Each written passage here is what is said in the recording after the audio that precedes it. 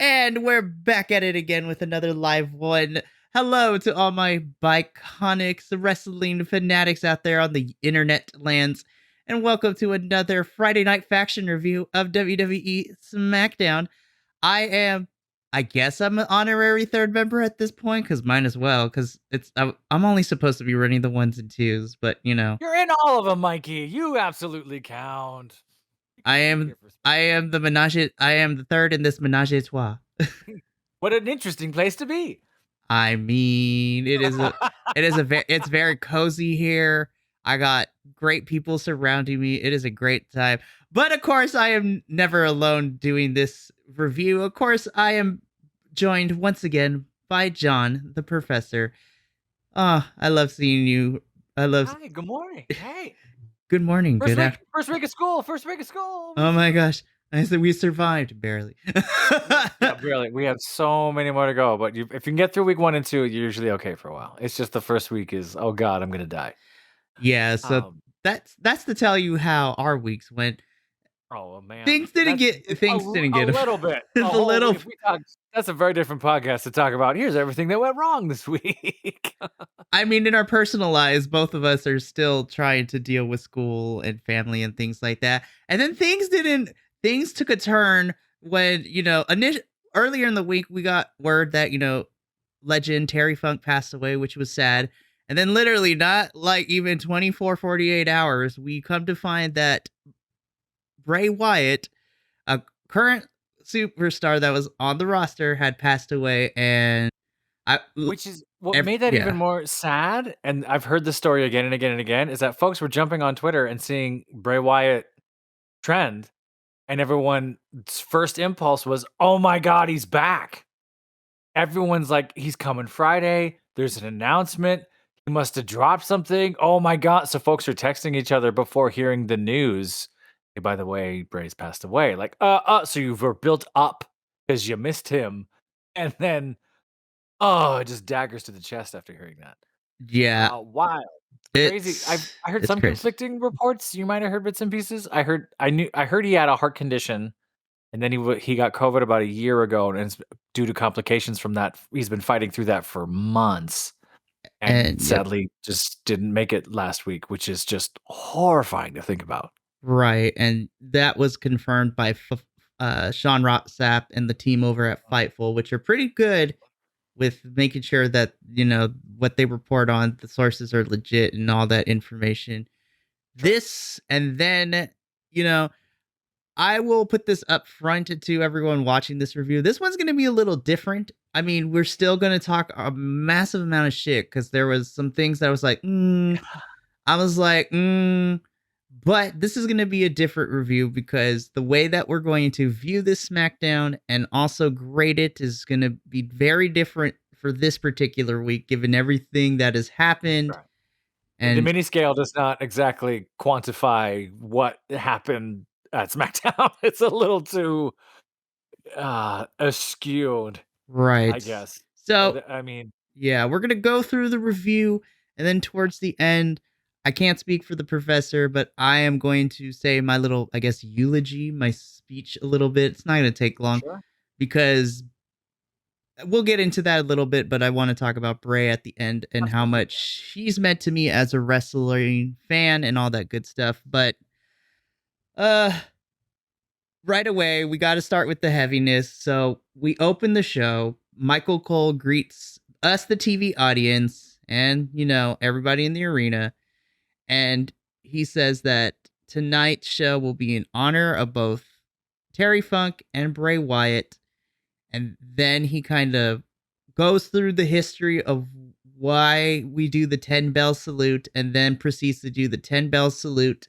Of course, man, this one sucked, because I wasn't cognizant enough when they did this for Eddie Guerrero, like an active member on the roster passing away, and then just seeing it in this lifetime, for me, I was just like, it never gets any easier. Like, AEW had Brody Lee, and that one was tough. This one was also really tough. And wrestling, which is filled with so much ritual and tradition anyway, when someone does pass away or there's something horrific that happens, there's not a lot of things wrestling gets right, but usually they get the passing away of a wrestler and the salute and this tribute for the fans and the families. Most of the time they get it right. You can talk about Owen Hart and the Chris Benoit kind of outliers to that situation of how we messed this up and what we could have done better in supporting families and whatnot. Absolutely.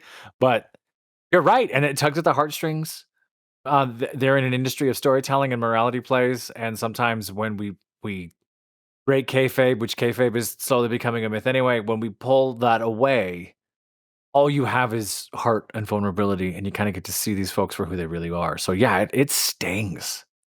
It's heavy hearing a 10 bell salute. Like it's and Michael Cole knew the significance of it. You saw that in the whole roster out there on the platform. Some of them were barely holding it together. Some of them could not look up. Some of them could only look up. They were feeling it. And then, of course, in the middle, Triple H as like the figurehead for SmackDown. He has to be there. And then usually they have like, I don't want to say the most important people, but like the people who were the closest to the person were there. Braun Strowman was out there, and so was Eric Rowan, who's no longer with the company. But they brought him in, and good on them, because Eric and Braun were part of the original Wyatt family with Bray and Brody too, because before Brody got released, they all made their debut as the Wyatt family before Braun went separately away from them. I wasn't watching wrestling really at the peak of Bray's stuff, but I knew who the Wyatt family was and who Bray was, because frankly, he was doing the cool shit. I mean, that's what folks were sending me, and I was like, oh, hey, they're doing something interesting. And like we've talked about on this podcast, there's kind of 10 years of generic, look at me, I'm wrestling stuff. Nothing against John Cena, Randy Orton, AJ Styles, and the folks that really came out of that block there. But, and we'll talk about this later, Bray Wyatt comes along and does something drastically different, gets the respect of The Undertaker, which apparently is really hard to get. And it's a big man doing something different. And I think what makes it even more interesting is Vince McMahon let him do something different. There's something that got him to convince creative to do these wild things. So the impact he had, we're already starting at the top of the show in this sort of, oh my God, this is going to hurt place. And what's really interesting, and I don't know if you saw this parallel, I was texting JVL a little bit about it. Terry Funk and Bray changing the landscape of wrestling in different ways, but similar ways, just sort of one in a more of a creative, taking risk-taking styles way, and one in a blatant, I'm going to wrestle differently. I'm going to change the way we've ever done this. And you could argue, and of course we'll never know, this is hypothetical, but someone like Bray, if Bray were to have come back or not have gotten sick or had the conditions that he had, could he have gone on to do even more, change even more? That's something that we're always going to kind of wonder, and will become the mythos of him, sadly, even though it's kind of a bittersweet thing. But two really iconic character and performer and wrestlers. It's brutal. It is. And then, of course, as the 10 bell salute ends, before we go to a commercial, like just that haunting shot of like lights turned down, spotlight on, Bray's rocking chair. First, upon both the first watch and the rewatch that I do to make sure my notes were in order, I couldn't hold it together. I was just like, this one hurts. And I want to be transparent here, as we always do here on the Bi-Conics in general. Like, we like to be honest. Like, I'm not a big sports person. Like, I don't get invested in like football, soccer, basketball, like big time sports. Most people are. And if you are, like, I totally get it. Everyone has their outlets, but regular sports are like, it's just like, I can't get into it. It's fine. And then, but then I was just like, you know what? Professional wrestling, WWE, like, I put in that category of sports too. I was just like, these are my athletes. These are the people I root for. And now for the longest time, I would always look at people who cry over when athletes pass away. I'm like, they didn't really have any real dealings with your lives. So like, I could kind of see it, but then I was like, I feel like you're overreacting. And now that I'm in this position, I want to apologize to everybody that I said to that before, because now I understand. And yeah, I I am admitting that I was wrong on this podcast, and I apologize to anyone that I said that to, because now I understand the feelings and the traditions that go behind losing an athlete and how much you've invested in them and follow their journey through. So I understand. I am sorry, and now I stand with you. And yeah, so that's how you heal, Mikey. Good.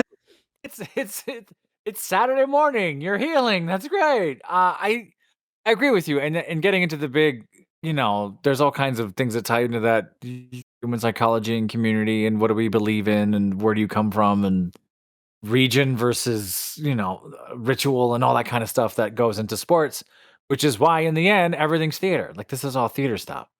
And just the stories are told differently and you're still building empathy and you're still building connections and it's just in wrestling, it's presented a certain way. And in sports, it's sadly become sort of a capitalist wave of cash and money. However, at its core, it's still representing your region and who you are, and there's legends and all that other stuff like that. So, yeah, absolutely. This is palpable stuff. I had this when Robin Williams passed away. I started crying for an hour. I couldn't stop. And like my wife was like, "Are you gonna be okay?" And I was like, "Yeah, I'm not even related to him, but it feels like I lost an uncle or a father or right." There's something when these characters or people or performers or whatever, whoever you let into your life, when they mold you and shape you and become a part of your routine and your own personal sense of identity and culture. Yeah, it stings. It's horrifying. And on top of that, to go, yeah, Bray, you're 36.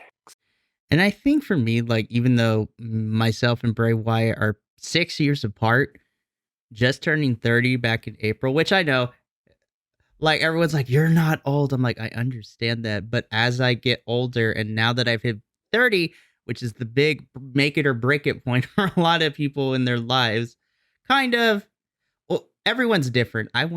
I have got my teens and my 20s were very fun. They were very formative, but I've been through a lot. So every experience I've gone through has led me to this moment. And then with Bray Wyatt only being 36, I'm like, damn. I'm like, I still have so much I want to do. I was like, I hope it just puts things in perspective. I think death in general does. But for me, I was just like, I've been following this man's career for the last 10 something years since he became part of WWE. And I was like in college when I was first introduced to, well, at that time, when NXT was a game show and not a third brand, like Husky Harris, Sure. Harris was my introduction to him. And then just everything that went with it. I don't want to tangent for too long because I'll do that at the end. Sure. No, it's good to get it out and at the top because if we don't discuss it, like this is so for those of you keeping up and for those of you that watched that film, this is kind of what colored over the entire night was Terry Funk and Bray Wyatt. And in some ways it was emotion. I think in some ways it was poor scheduling and poor mismanagement of the rest of the card. Folks wanting to do what they had been planning all week and then had just found out 24 hours earlier, oh, hey, by the way, Bray's gone. So everyone was clearly shook and trying to put on a good face. And it was going to affect some of them more than others. But like we talked about, everyone felt it in that locker room. Like that was close to home no matter who you were. And, I mean, we got some of the Raw superstars to be there too, but I can only imagine on Monday, like, we'll get something because majority of the roster was there, but it looked like it was mostly the SmackDown crew. But I also saw a couple Raw superstars, and we got some Raw superstars in matches later, which we'll talk about. But after the Ted Bell salute, then you had the video packages of everything of Bray's career, from the Wyatt family to the Firefly Funhouse, the Fiend, his championship wins, and the ones that killed me were the behind the scenes moments, especially him playing with his daughter. I was like, oh God. I was like, damn it. And then, of course, like I said, thank you, Bray. And the crowd starts singing, he's got the whole world in his hands, which made it worse for me. And then the empty rocking chair. And then when we come back from break, we jump into more video tributes, this time with Terry Funk, with past and present superstars on social media, like talking about Terry. I was just like, this was a good, like, 10 minutes of the show. Like, this was the first, like, fifth of the show. I was just like, and so that kind of, I should have, in hindsight, I was just so full of emotion. So it's like, okay, so it's going to be a different SmackDown. We're going to do tributes. Like, we're going to put a pause on everything. And then we're going to, just memory and life of both Terry and Bray. But then everything kind of got thrown out the window. So, because then we come back, Michael Cole, Corey Grace, and Kevin Patrick greet the audiences at home. And then we get a match with Ray and Grayson Waller. I was just like, oh, okay, sure. I mean, Ray's wearing the armbands for Terry and Bray, which was a nice touch. But then we went back. We had this touchy moment and everything. And then we went straight into business. It was like back into SmackDown mode. I was like, I didn't complain because I actually liked this match, but it was such an emotional whiplash. I'm like, oh, okay. That's exactly what I was going to say. This weird whiplash moment of like, now we're doing this, and then wham, right the other direction. AEW has been doing this the last few weeks with random events and certain things, and it's like, I don't think that has the effect you want it to have. You're just kind of siloing and tweaking our emotions. This one a little bit more obvious because it's sort of like, hey, we still have a job to do. You honor their memory by the show continuing, right? You don't want to be like, it's canceled, it's over, because there's fans that want to see that. There's people's paychecks that rely on this stuff. And it doesn't help that you have a pay-per-view literally next Saturday. Yeah, all right. You gotta get the reps in. You got plot lines you gotta tidy up, maybe, partly, or things that you forget to do. Which we'll talk about. I have a few theories on things that got cut because of the tributes we had tonight. I liked this match. I think Ray and Grayson Waller worked really well together. I had no problem with any of that. Grayson is so fun. I love Grayson. I think commentary is still working out how do we do this as a three-headed monster, which is tough because it seems like Patrick isn't the lead point guy anymore, and Michael Cole is trying to help him, but tonight was about history. And of course, Michael Cole, who's been there 30 years, maybe, and more, like he's going to have the sense of history that you're not going to have. Sorry. And Corey Graves is great at being the heel. It sometimes forgets he's the heel announcer and starts cheering for the Rock people, but that's just me. I thought this was a great match. I didn't mind that halfway through, along comes Austin Theory, and then Santos comes back. I thought it was kind of cheap that, spoilers if you haven't seen it, that Austin Theory goes right back to Santos's knee. That's sort of like, okay, we've done that story. Why are we doing that again? And Ray has to save Santos again, which is kind of... I don't like the setup because this is smelling of like Santos is going to turn on Ray at some point. I'm like, why you got to break up all the brown people? Come on. There's this weird, like... I'm always, they're setting up this strange, like, what is this? Even though Ray's always going to save him, my fear is that they're going to do some sort of Santos and Dom thing, which I'm like, oh no, please don't do that. Please don't make the LWO all heels and Ray has to take it back, because that's old school WCW shit. Please don't do that. But who knows? It's kind of strange how this plot line, these storylines are kind of weaving together. Right. And then of course, Ray doing a small tribute to Bray by doing, the senton, which I was like, damn, Ray, like you normally don't do a senton. That actually kind of looked good. That wasn't bad. That was not a bad senton, and that was great. And of course, Ray hits the 619 to throw Grayson back into the ring, and then splash back to get the pin. And then, we get confirmation later that Austin gets a rematch at Payback, because then we got the official graphic, Ray versus Austin at Payback for the United States Championship, which should be a fun match. Sure. But we'll say it'll be fun.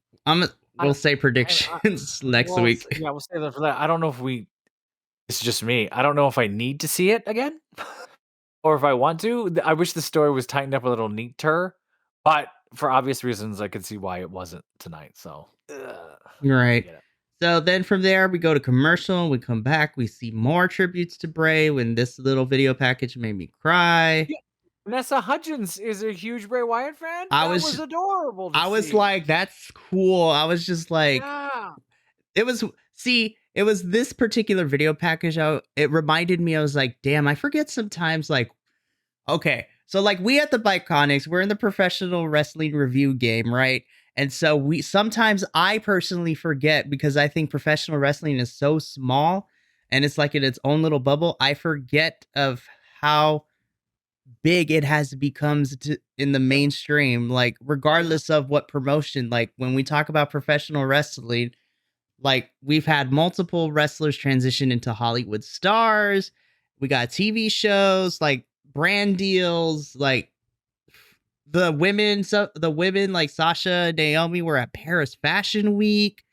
Like they have the same agents and Hollywood agents and managers. Like they're working with the same producers and directors. It's not a lot of folks. Like one or two people, 100 or two, like that quick. Right. And I forget sometimes that professional wrestling is now in 2023 is on such a grander scale than it was like maybe during the Attitude Era or even the 80s. Like it has grown and kind of boomed that my mom's not even a big wrestling fan, but when, oh, you mean Roman Reigns? Oh, Rey Mysterio, like their name recognitions. I was just like, it's crazy. I have to remember. I agree with you, and I think what the WWE, if there's one thing they're good at, it's making money. So they've been able to monetize every new thing that's come out, even though they're late to the game. They were very late to a lot of these games. They've always been able to figure out, okay, how do we reach more people? How do we reinforce our fan base? That's one thing they're great at. That's one thing I wish Tony Khan would get better at, but I digress. That's the wrong review. I think that social media becoming huge, and then that big argument of are you your character or are you a wrestler or are you a contractor versus who owns your title. Once that kind of got settled, that was the best thing WWE could have done because now we adore them on a new. So like you're saying, folks that aren't necessarily wrestling fans will still watch, Shotzi review horror films and Bailey cook food and then Finn do a workout video and then Sheamus do a YouTube channel. And then Asuka like unboxing toys and things like that. And just like Japanese like culture in general it's insane like how. Yeah. And then we have wrestlers who have Twitch channels and the Up Down Down Gang, like those boys. It was funny, and I've talked about this. Yes, we didn't get to discuss Xavier Woods and Austin Creed. I didn't know he was a wrestler. I was watching G4, like, this dude's amazing. Yeah, right. He wrestles. He does? What? And I watched his matches, like, this guy's great. Who's a New Day? And, that was me. Yeah, not to put the professor on the spot, too, but he's like, when did the New Day come back? I'm like, earlier this week. Yeah, I was like, wait, New Day's back? Wait, when did that? I'm sorry, I'm watching Smackdown. So, yeah, anyway, this was a tangent, but it's fine. You're absolutely right. And then, of course, once these video packages are over, then Michael Cole announces that the main event for tonight is going to be LA Knight taking on a one night only on SmackDown kind of deal, Finn Balor, who Michael Cole stressed that this was Bray's like most notable rivals. And I was just like, yeah, I mean, the ones that aren't hurt that can wrestle each other, definitely, because I would put Randy Orton in that mix, but he's still on injury. I saw his video earlier this morning, though, and Randy was having a hard time keeping it together. And oh, no, really? And then, yeah, I mean, he didn't cry on camera, but you could tell in his voice is like it hurt because those two worked really close together when Randy was part of the Wyatt family for a little bit. And then poor Alexa Bliss, man, she's still on maternity leave, and all her too. I was just like, you worked really close with him and Randy during this whole feud. Brutal. And again, like the when you become a professional in an industry, particularly a creative one like this, you've touched the lives of others in ways that you don't know. Mm-hmm. It's really hard, and this is really on display like this. I wish, and we'll get there when we talk about Cody, I wish they talked to more of this. I had twofold. My first thought was I wish they talked more to the old school Terry Funk competitors and originals. And then a part of me went, oh, John, a lot of them have already passed. A lot of them aren't here. A lot of them can't travel. A lot of them they're not as accessible because that's a whole generation that's slowly disappearing. So I had that realization too, like, oh, well, Yeah, it's really hard, and we'll talk more about it during the Cody thing because it's hard because Cody can only speak as, a child being around Terry, whereas his dad, God rest his soul, if he was still alive, would be able to speak more to, the relationship with Terry. And you're right. And that was part of the issue I had with a lot of the older wrestling fans this week on the internets is because everyone's arguing like Terry versus Bray in terms of like who deserves more of a tribute. I'm like, guys, they both changed the landscape of wrestling in different ways. Like which we just talked about, right? Like, why would you? What a dumb thing to argue over. It drives me crazy. I'm just like, and then we get to our second, for me, this was the second instance of emotional whiplash because then we get another match where after these second set of video packages for Bray from Superstars plays, then we get Damage Control just coming down to the ring, and then we get a match. And I had forgotten that this was for the WWE Women's Championship. Yeah, out of nowhere. I was just like, I don't remember that last week, but okay, sure, why not? Io Sky taking on Zelina Vega for the WWE Women's Championship. This is the Zelina Vega stan account. Like, Zelina, I love her. Io is great. I loved the concept of the promo they had before Damage Control walked to the ring. I kind of love the idea of we're doing this promo and then cutting to us walking out. I'd love to see more stuff like that. From gorilla to entrance, yep. Yeah, that's a great bookend for stuff like that. Bayley is still, in my opinion, and we'll figure out a promo spot somewhere on here to just break down promos forever. Still pushing too hard on the mic, I feel. I wish Io Sky. I wish they would let Io Sky run in Japanese. Just let her go where she's confident. Mm-hmm. I'm not saying Bayley's holding her back because the Damage Control is holding each other back. That's a different conversation. Just it just has not been smooth. It's been a little off to me personally. And Bayley's still fantastic and amazing, but I think she's kind of, now I'm getting the impression she's kind of stuck in what am I saying? How am I saying what am I saying? As opposed to like, here's the plot line, here's what we're pushing forward. Because even in her talking to Selena and Dakota, when they were all outside of the ring, you caught some of that on microphone. And even that sounded kind of a little forced and that they were roughing that a little bit. So it's nitpicking because I'm an acting teacher, but Listen. But I thought this match was amazing. Honestly, flying around. And this was giving me like backlash vibes. I was like, oh, Io's definitely retaining here. And then I should have known better, but Zelina made me believe him. Like, oh, when she hit the DDT and then was going for her finisher, the Code Red, I'm like, hold up, wait a minute, pause. What? Io sold the shit out of that DDT. Yep. I was like, oh. Which kind of made me believe. I'm like, oh, maybe it's a chance. No, never mind. Because Zelina took an inch off her height with that DDT. That was gorgeous. Gosh, I just want Zelina to get more time. Like, I think she's great. I think she's proven herself more than capable of being in the ring. I am hoping that we're done with Zelina and Io because this has been like a 3-month thing, on and off, kind of, while they're trying to figure out what to do with the women's division. This is what, number 3 or 4, I think they met. Like, they've met each other a lot in the last 6 months or so. I mean, Io won this one, but now she's champion. She kind of has to. Bayley can't be the reason she loses like she has, like, every single time her and Zelina have gone up against each other. And I was waiting for the shitty Damage Control interference, but no, Selena took the pin clean. I was like, oh, okay. Well, that tells me a story. Your winner and still WWE Women's Champion, Io Sky. Yeah, and you'll understand this as WWE and brown people. We put you in a faction. We'll build your faction for a week or two, and then we'll leave your faction over there, and we'll use you every now and then. Yeah. But we do the token thing where we're still using Ray and Santos. Yeah, well, then let's put you out there. It's like, well, yeah, why don't you put, I don't know, more people in the LWO? Why don't you give us... We have a whole tag team that could be having these matches. Yeah. Like, what? I don't know, man. Again, one women's match. Like, we're still in this, let's do one women's match a night thing. It's like, no, you got to do better. Guys, what do you... what is happening? Like, I understand, this Smackdown was like changed all over the place. Like, things were off because of everything that has happened. But come on, we could have at least got a women's promo or something. Absolutely. The women right now on both Raw and SmackDown, and this is going to be my nitpick for this week so far.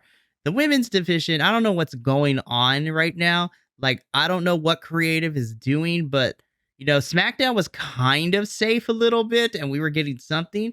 But right now, both women's divisions are drowning. Raw right now, Trish Stratus is getting. Oh my goodness, poor Trish, man. They were in Canada for Monday Night Raw still, and the audience was so against her and literally calling her boring in French. And really, it was so bad. And I was just like, you guys, like, I know Trish may not be your cup of tea in terms of a wrestler, and I know she's getting up there in age, but that was so hella rude. And I'm just like, man, her and Becky and Zoe have not been getting. This whole travesty of this feud is just a mess. And then, I saw some of the replays of the match. I didn't watch the whole thing, so I'm admitting that because I'm over here on SmackDown Island. But I heard it was not great. No, so this match that happened in Canada 2 weeks ago was. I mean, don't go full tangent because no, the match was not good. And obviously, it ended in a double countout, which sets up, the cage match that we're getting at Payback. So hopefully, the Payback match redeems itself. But it was not great. It was really, really bad. It also didn't help that the Winnipeg crowd sucked ass. They were dead though. they were so bad the whole night. They were like not booing, not cheering. They were just quiet, which to me is the worst thing you can be. They were so indifferent. I'm like, you guys suck. But this crowd last night, I felt was kind of in a similar place, not docile or anything like that. But obviously, because the emotions are heavy, and there's even the crowd is like, when can I cheer? When can't I? Yeah, cheer? Everyone was like, let me not be a dick on television right now. Because and I'm wondering if that's what it was. It's like that the group think took over. There's just like, man, like, because we know wrestling fans can be crazy sometimes. Like the audience can hijack a show in any given moment.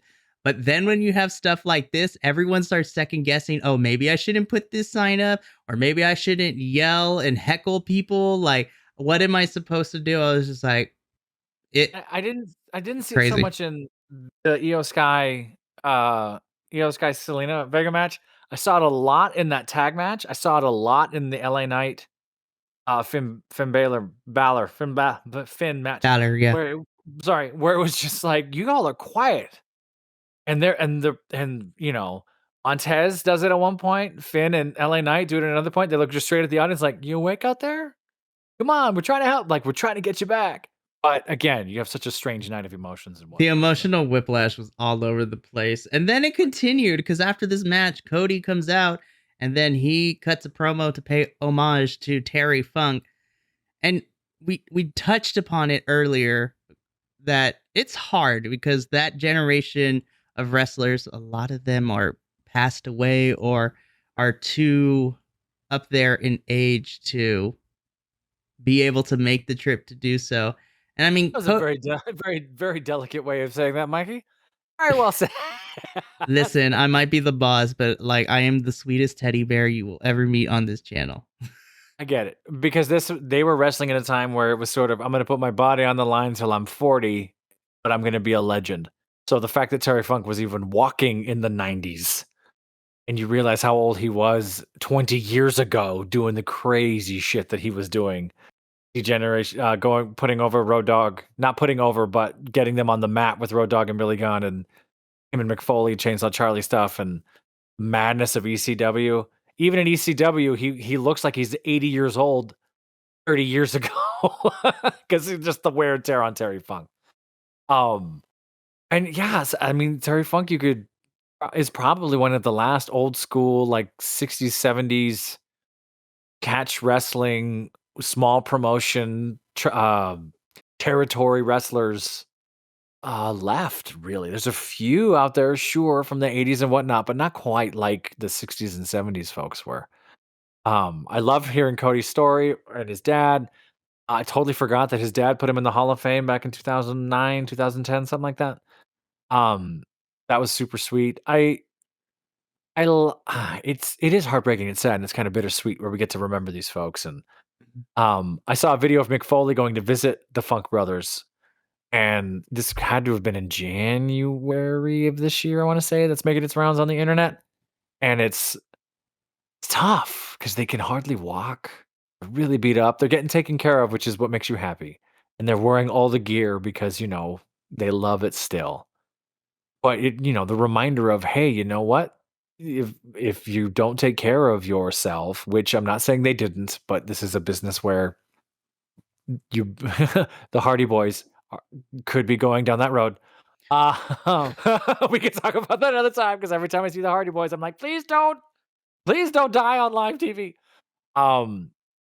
Yeah, it was tough, and I think that Cody was probably the only direct lineage in the WWE to Funk and the Terry Funk family, Funk Brothers, and his dad and whatnot. So this was a tough one to watch. This one hurt me too. It was just a tough night all around, and we both can speak to the respective people that were paid tribute tonight, because it just so happens that we both grew up in different eras of wrestling, so we can all talk about this more into depth, which I love about our little Bi-Conic family. Because when I was in high school, I was a freshman, 8th grade, 9th grade, when ECW really hit and was like, hey, they're doing wrestling in like tiny theaters in New York and tour every now and then, and it's just blood and guts and warfare. And that's when I first heard of Terry Funk. Was like, oh, what? And then you read articles about here are the madmen of ECW, and it was, Rob Van Dam and Terry Funk and some of these other, all the old school ones. The Dudley brothers before the Dudleys, before they were the Dudleys, and lots of other ones. But yeah, it's a trip. Yeah, we'll talk more about it towards the end, because Cody ends this thing by saying that there's going to be a hardcore match in honor of Terry Funk between the Brawling Brutes and the Street Profits. And then I kind of got excited. I was just like, oh, this is going to be fun. And then we got the actual match, and I'm like, I take back my statement. I was super excited as he said it, and then 30 seconds later went, but there's no blood. Yeah. You can do that. See, I didn't think of that until afterwards. I'm like, wait, what? And I was like, okay, if you can't have blood, that's fine, but you can go hard, like balls to the wall with like the crazy spots. And we still didn't get no crazy spots. Like, we got a sad ass table break. WWE got rid of all of the like barbed wire and like chains and madness stuff. NXT even, I mean, I wonder what hoops they ran through to the Great American Bash to have the freaking cowbell on the thing. Like, I haven't seen any real prop things like that in WWE in a long time. Tax, all the good old John Moxley crazy shit. They don't do any stuff like that. Like just another Wednesday night for Mox. Just another day at Dynamite. Even so, I'm just like, we just had a Weapons Wild match a couple weeks ago at Great American Bash. Like, at least have a trash can, like some chairs.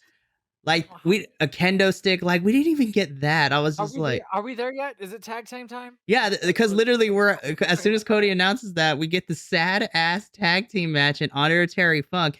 I don't blame the wrestlers in it. They tried their best.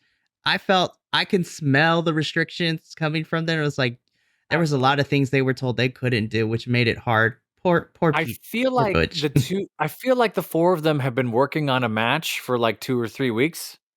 And they had their reps in, they knew what they were doing, and then I guess Terry passed away on Tuesday.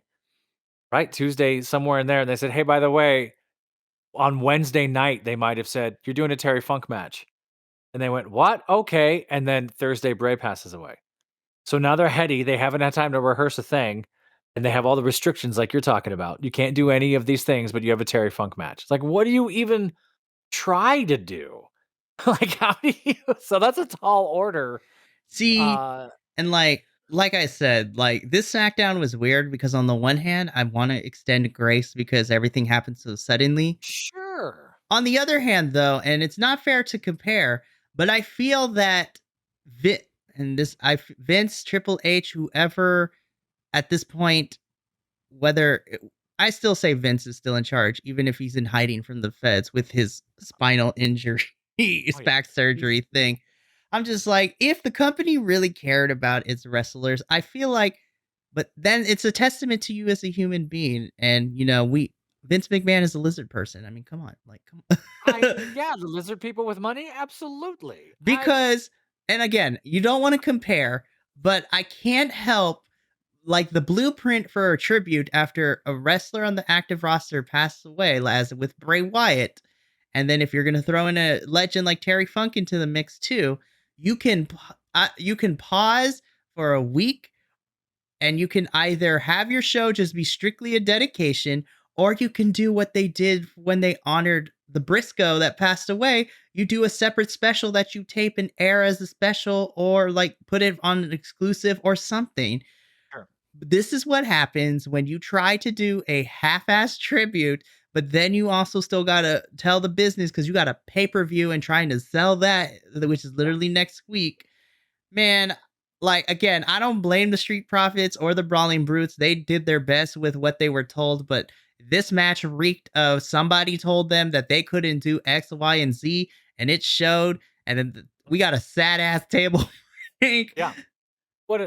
I'm not saying they messed up the table break. It was just an easy, boring table break. We're gonna do, and they were trying to make it look as hardcore as they could.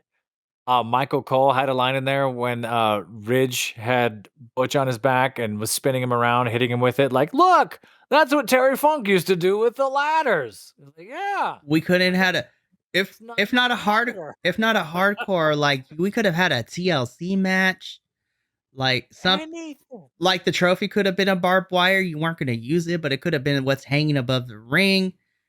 Like, come out from under the ring, get a chainsaw to cut through the bottom and crawl out the top. Like, there's all kinds of nonsense Terry Funk you could have done. I like Blueprint. Put ski masks on. Like, yes, go crazy. The Blueprint is, the Brody Lee tribute show for AEW. Like, they paused their storytelling for a week, and they did a tribute to Brody Lee by having all the people that were important to Brody just have matches, and a staple is that all the heels lose.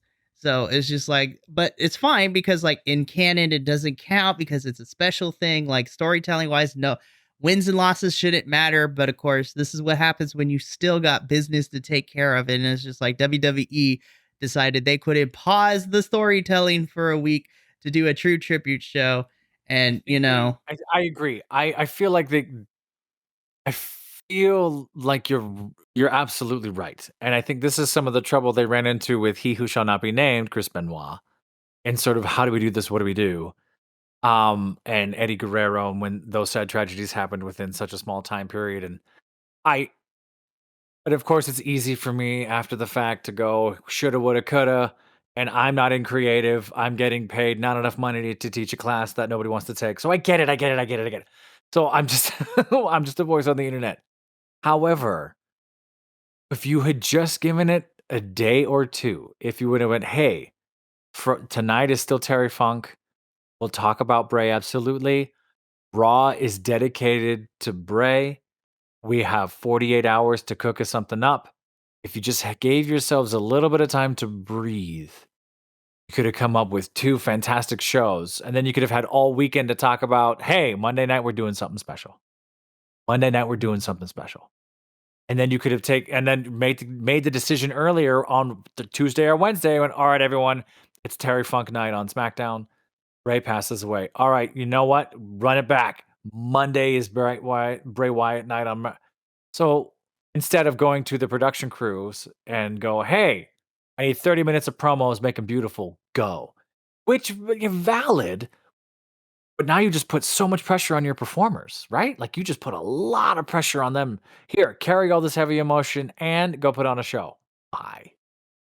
Tough. I wouldn't want to be in the room making that decision. So no. And I mean, the Street Profits do pick up the victory here, but for me, I'm just like, it's fine. Yeah. It wasn't the worst thing, but I smelled the heavy-handedness in this. Yeah, and then I was like, again, emotional whiplash. I'm like, this was kind of a sad tribute to Terry Funk. Like, this was depressed. And the moment you're thinking that was a sad tribute to Terry, Michael Cole says, and Terry Funk would be proud. Like, no, he wouldn't. Michael Cole, I love you, but no, sis, this was not it. Why? So Street Profits pick up the victory. We come back for break, and LA Knight makes us down to the ring. I am just going to say this up front.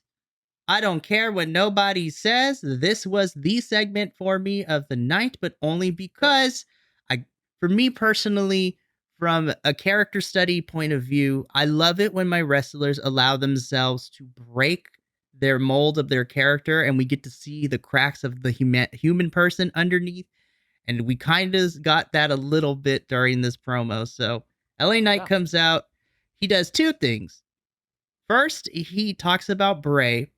And it wasn't while I was listening to this promo, I'm like, oh, that's right. LA Knight technically is the last person who had a match with Bray before he was on an extended leave and before his passing. I mean, Bray did house shows, but LA Knight was the last person to have a televised match against Bray.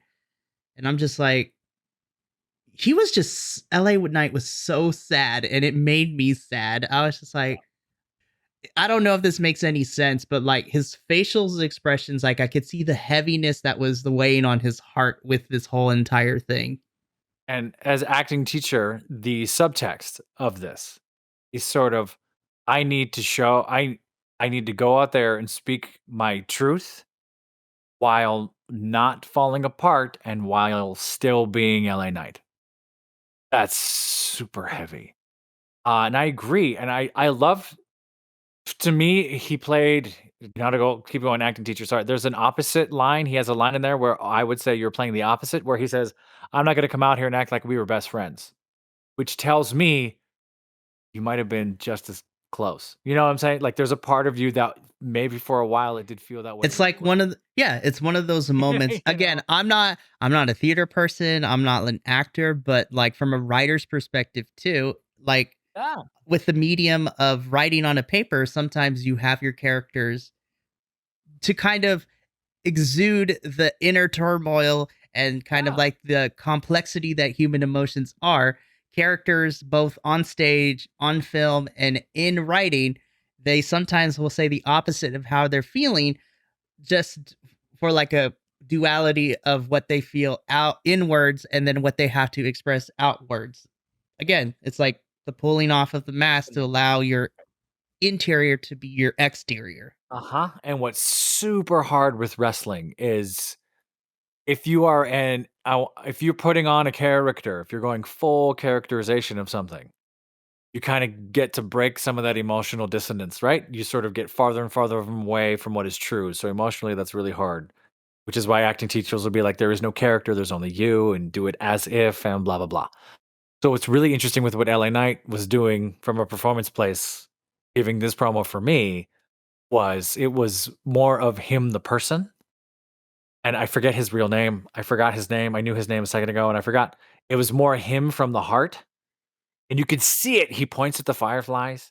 He invokes the spirit in the room. And you're sort of like, that's something that I would have thought LA Knight to say, was I know his spirit's in the room. You know, we're feeling him here right now, aren't we? And you're like, whoa, tough guy saying that? Hang on, right? So and it's just kind of beautiful the way that he molded that together. The cameraman doing him a solid when he points that finger up and says one more thing, gets the camera right in on his face to say, like an old friend once told me, next time you see me, Miz, run. Which is what Bray Wyatt would say all the time to end his promos. And like I said, that tells me when he said, I'm not going to come out here and say that we were best friends, there's a part of me that goes, you went the rounds. So part of you, I bet you part of that felt that way. You had the kinship, you had closeness. Right? And like I said, like his words, and then again, because psychology brain in me, because we as human beings can say what we want, but our facial expressions and the kind of unconscious tics that we have, we betray ourselves all the time. Betray the words with how we really feel. Yes, and I was just like looking into LA Knight's eyes, like while he was saying that this whole entire promo, I was like, I can see behind those eyes is a man trying to keep it together in front of a crowd and then still doing his job, because then after the initial bit, then the first half was Bray Wyatt. The second half was, still business as usual, continuing his feud with The Miz. I will say I did chuckle a little bit when he did The Miz voice by going up an octave. I really want to know if that was planned or not, because part of me felt like that was improvised because he was choking on his own words. It's like, I'm sorry, there's too much bass in my voice. Hang on. Yeah, he was talking and he messed up the lines, so that was his excuse. Was sorry, there's too much bass in my voice. I'm the Miz, but that was hilarious. That was a good save. Good save. It was great. And then to end it with what we talked about, like, you know, a wise man once told me, the next time you see me run, I'm just like, I don't care what nobody says. Segment for me of the night. Like, oh, beautiful.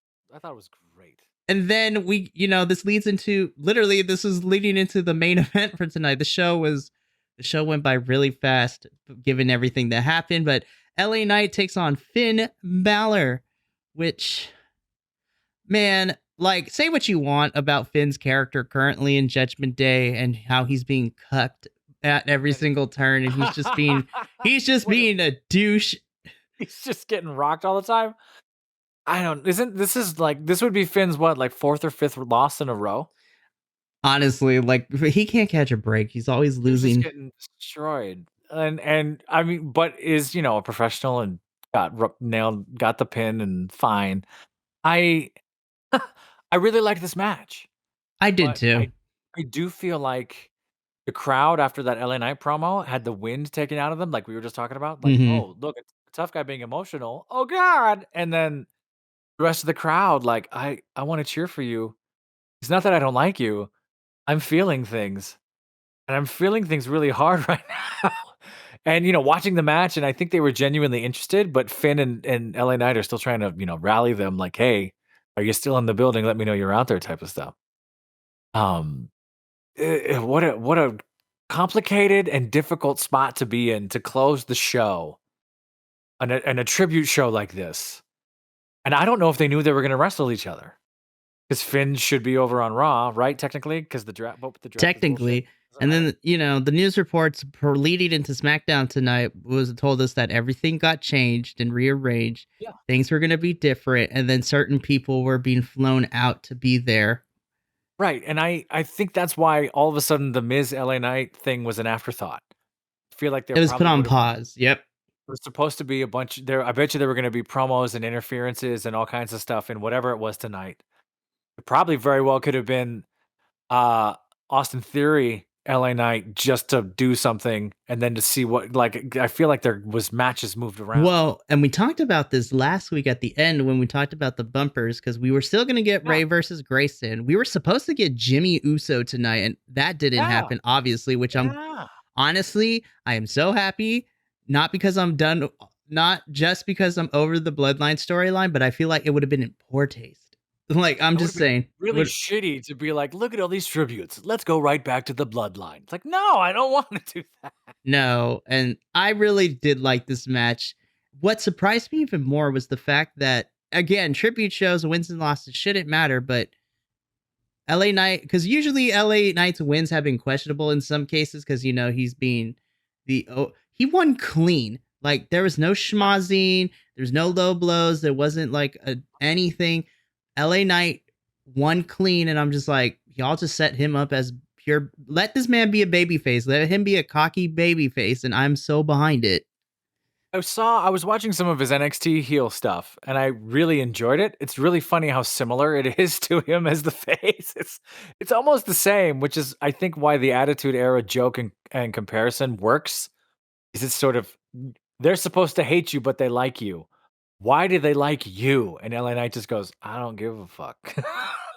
They still do. Eat it. And, and that's kind of the charm when tough guys can really get it, get into your head and play that role like that.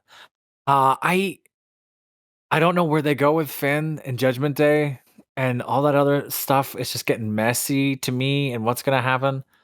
I do think this sets up LA Knight better squash the Miz, or that match better be amazing, or else we're all going to start writing again. Like, where the hell are you going? What are you doing? Right. We'll see. And I wouldn't be surprised if we have more Raw and SmackDown stuff building up to that, because you're right. This week it was definitely put on pause. Right. And then technically next week's Raw and SmackDown are the go-home shows, because Payback is literally next Saturday. September is killing us with all the wrestlings there. How did September become the hot premium live event pay-per-view month. Like, it's September. Well, I mean, to be fair, AEW always does their September pay-per-view over Labor Day weekend, and then of course WWE is always trying to one up it. So of course they're gonna have a pay-per-view the night before All Out, leading into Labor Day weekend. But just, I mean, we could talk about this because this is future Bi-Conics content, which you should all get excited about. September's gonna kill us because we have Payback next Saturday, All Out next Sunday. After we're reviewing All In this Sunday, then as the Impact person, I got to review Victory Road. And then at the end of the month, hopefully a bunch of us can get together because we also have NXT No Mercy September 30th. So September is going to be crazy. NXT pay-per-views are quite legit, I'm discovering. Great American Bash is great, but back to SmackDown. Why September? Like, why all this cool shit in September? I don't know. I don't think the minis. So now we're here at the rating land. I don't think the minis are fair for this. It's kind of hard. You know what? I'm gonna enact the boss move here. As the boss of Bi-Conics, I'm gonna say I don't think this episode really needs a rating. Like, we talked about the pros and cons, but it's kind of, for me personally, it's really hard to grade a show that had lots of changes last minute, flying people that weren't supposed to be in. You're honoring two people that passed away in the same week. Like, I think I am extending grace. We already talked about the ups and the downs, the SmackDown had. I think the mini scale will be put on pause, and I will just say overall, just as a general consensus, I think while the tributes could have been done better, and again, I still say the Brody Lee tribute show and the Jay Briscoe tribute are the blueprints of how to do that. I also can't fault WWE scrambling at the last minute, trying to put everything together. It's not fair at all. No, of course not. So this week only, I think, and please don't, I want to go the rest of this year without having to do any more tribute shows, if I'm being completely honest. Then there's that. Yeah. It's been a lot. Terry Funk, Bray Wyatt, Briscoe, if anyone out there's really interested, and we reiterate this every week, if it's 2 out of 10 minis, we don't review it. Like, it's like, no, we're not even going to talk about it. We're just going to say that happened. We're going to leave. And we've gotten close, but it hasn't quite happened in a while. And this was not, even if we did rate this, it's not 2 out of 10. It was still somewhere in there. And I would not pick on anyone for that. Was it 9 out of 10? No. But it's not. And again, you're absolutely right. This is kind of an outlier for a few reasons, because look at the 48 hours leading up to this. No way. Like, that's not fair for anyone. It took me 2 whole days to get over the fact when, and I need to credit our Bi-Conic member, Luis, who broke the news in our text thread first, and then I had to go look online and found out it was true. I'm like, oh, it was a rough 48 hours. It was a rough 48 hours. Oh, I almost forgot, before we get into the crying sessions that we're about to have, or at least I am. The way that SmackDown ended made me tear up too, because as soon as LA Knight walks up the ramp and we get an overhead shot at the arena, then we get the thing that Bray Wyatt always does where the technical difficulties happen, the lights start going out, the Titantrons begin to shut off with power, and then in the middle of the ring we have Bray Wyatt's lantern that he always carries with him, and then just a still image on the Titantron of him facing the screen with his back towards the audience and angel wings kind of thing motif. I had lost it. I cried. I was just sure. It was hard. And that lantern was the Wyatt family lantern. So the first big gimmick that Bray had, and just the smoke and just that last light being on and staying on as it went off the air. I was just damn it. They're good at theater when they want to be. Right? They're really good at playing that emotion and story, and I hate that it has to be. I hate that it has to be the death trope that makes them pull out this creativity stuff. Don't hate me. I think that's the best reason sometimes to do it. It's because then we get that healing, we get that catharsis, we get that sort of, hey, let's remind ourselves who we are and what we do. Granted, it is WWE, so they are manipulating you because they want you to come back. So I get that, and I don't ignore that at all. But there is that sense of, if you're going to use it, this is what you use it for. Right? Like, you use this so that we all go, I remember that moment. That's a beautiful tribute to them. I will forever associate this with this, with this. I felt something great. That's why it's not fair to rate this episode, because that's not what it was about. It was about two other people and watching a whole cast of characters deal with that on the fly. Yeah, and just how it affected more people than others. Before we go out into the outros and we do our closing bits as we normally do, I do want to give, but I might be putting the professor on the spot here, but I think it's important because we have different generations on this Smackdown review of wrestling fans. And I think Terry Funk and Bray Wyatt kind of beautifully, as macabre as it sounds, like encompass like the different generation and the things that me and you watched, and like why we're so attached to these characters. So I just wanted to give a couple of minutes to both of us to kind of talk about respectively either both or to one or the other of, how, well, for me, Bray is important, and I'll start because I'm unfortunately I'm gonna try not to rant, and I'm trying to hold it together too. You run this show, Mikey. You're allowed to do that. I know, but it's not just me doing this review because, go feel something. Go ahead. Use your words. Go ahead. So Bray Wyatt to me is very important as a fan of professional wrestling, because I mentioned this at the, off camera before we started. Bray is like one of the real first superstars that I got to see his journey in WWE from the very beginning to where it has now. I have seen him go through multiple character gimmicks. He started out in NXT when NXT was not a brand, but like a game show they did, kind of like Tough Enough. And he was Husky Harris at the time, not even Bray Wyatt. And then, when he got packaged and came out as the Wyatt family, Bray Wyatt, and then the Fiend and the Firefly Funhouse, and then, the recent iteration we got with all the characters coming to life, and then Uncle Howdy and like the personification of his inner turmoil and things like that. I know it's a lot of wrestling fans, like, it's so divisive because people either like Bray Wyatt's creativity or they don't, and that's fine. Not everything is for everyone. I mean, I had my criticisms at one point too, but again, it was never on him, the performer. Right. It was how he was being misused in other creative ways. But please continue. I think for me, why Bray Wyatt is important is because as we're all creatives in different ways, like, I always say that I bring the writing perspective to our reviews because I like cohesion, and I like looking at a storyline from beginning to end and seeing, like, does it make sense, writing character motivations, all that stuff, and it kind of mixes in with everybody else.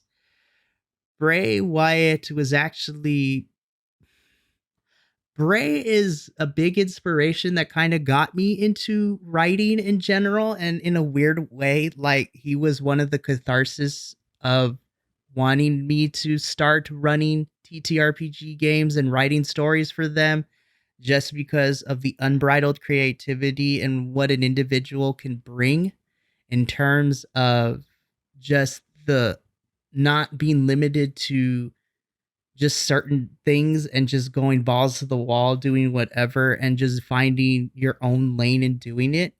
And I think kind of mixing that with me as a professional wrestling fan, Bray Wyatt to me was also really important because he was so different compared to everybody else. And I gravitated towards him because, I consider myself different in certain aspects. I also love seeing another big guy wrestler do awesome things as a fellow big guy as well.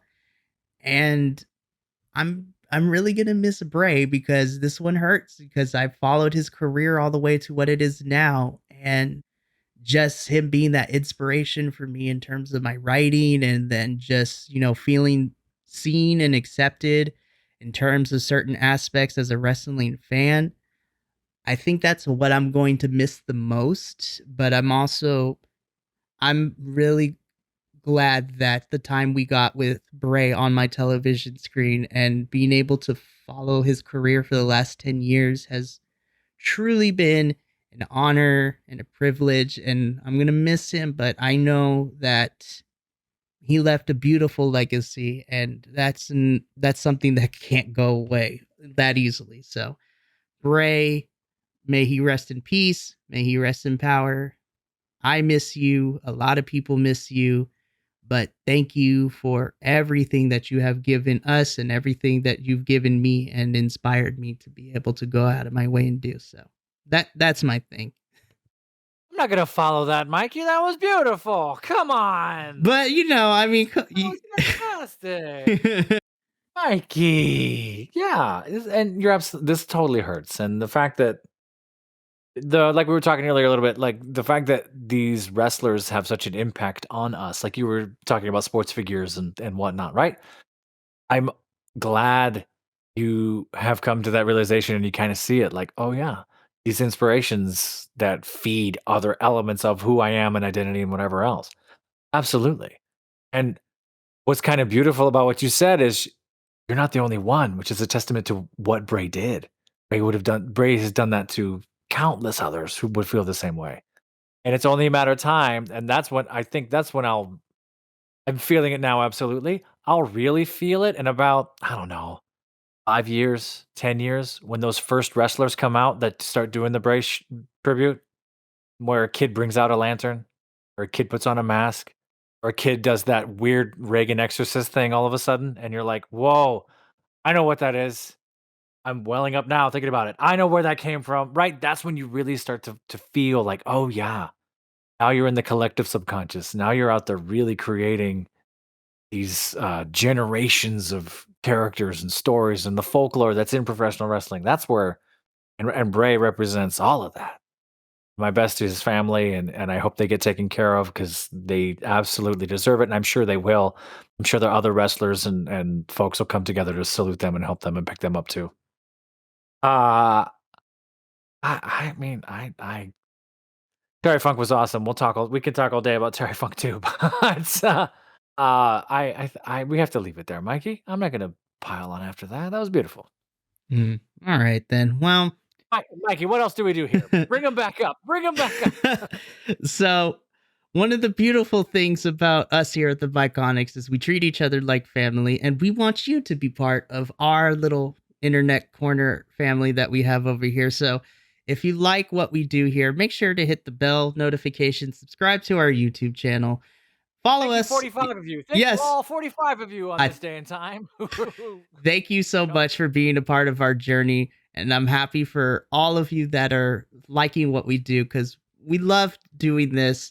And of course, if you want to see some more behind the scenes shenanigans, you can follow us at BC WrestlePod. You can follow me at The Pop Culture Geek. You can follow Professor here at Rockrolla. You'll find me. You type in my name, I'll appear. It's not that hard to find him. You can also follow all the rest of the guys too. And then, just like we always do here, from all of us here at the Bi-Conics, and especially after this week, remember, please do take care of yourself and take care of the ones you love. Love yourself and love other people. And until the next review, we'll see you next time. Adios, sayonara, and thank you so much for tuning in.